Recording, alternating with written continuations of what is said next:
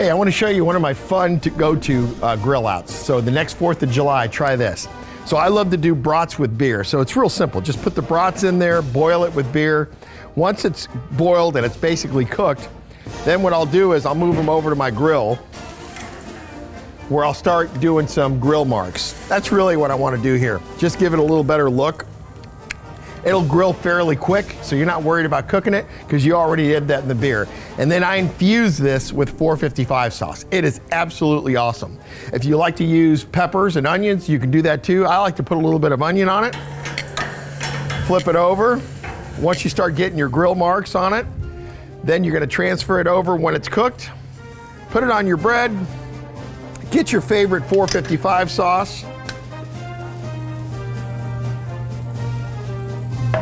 Put it on top. Your friends are gonna love you.